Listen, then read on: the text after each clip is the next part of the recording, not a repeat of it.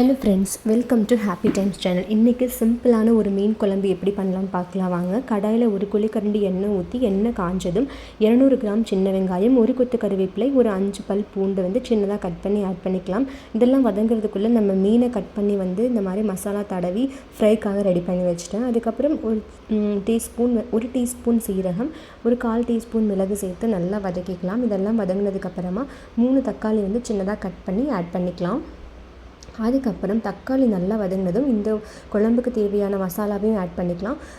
2 table spoon sambar தூள், 2 table spoon மல்லித்தூள், ஒரு 1/4 டீஸ்பூன் மஞ்சள் தூள், இதெல்லாமே சேர்த்து மசாலாவோட பச்சை வாசம் போகிற வரைக்கும் நல்லா வதக்கிக்கோங்க. இந்த குழம்புக்கு நான் ஒரு பெரிய நெல்லிக்காய் சைஸ் புளி சேர்த்துருக்கேன். இந்த குழம்புக்கான உப்பும் சேர்த்துக்கலாம்.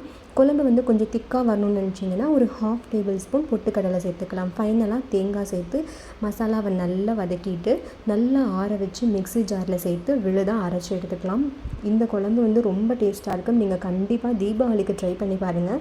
நெக்ஸ்ட் இந்த குழம்பு தாளிச்சிக்கலாம். ஃபஸ்ட்டு கொஞ்சம் எண்ணெய் சேர்த்து கடுகு சேர்த்து எப்போவுமே மீன் குழம்புக்கு டேஸ்ட்டாக இருக்கிற வெந்தயத்தையும் சேர்த்துக்கலாங்க. அதுக்கப்புறம் உங்கள் காரத்துக்கு தகுந்த மாதிரி நீங்கள் பச்சை மிளகா ஆட் பண்ணிக்கலாம். நான் ஒரு 4 பச்சை மிளகா ஆட் பண்ணியிருக்கேன். 10 பல் பூண்டு, கொஞ்சமாக சின்ன வெங்காயம் சேர்த்து நம்ம அரைச்சி வச்சுருக்கிற விழுதையும் சேர்த்து நல்லா கலந்துக்கலாம். உங்களுக்கு தேவையான அளவு தண்ணி சேர்த்து நல்லா கலந்து விட்டுக்கலாம். அதுக்கப்புறம் மீன் குழம்பு நல்லா கொதித்ததுக்கப்புறமா நம்ம மீனை சேர்த்துக்கலாம். நாங்கள் இந்த மீன் சிறுமுகையிலேருந்து வாங்கிட்டு வந்திருந்தோம். இந்த மீன் ரொம்ப டேஸ்ட்டாக இருக்கும்.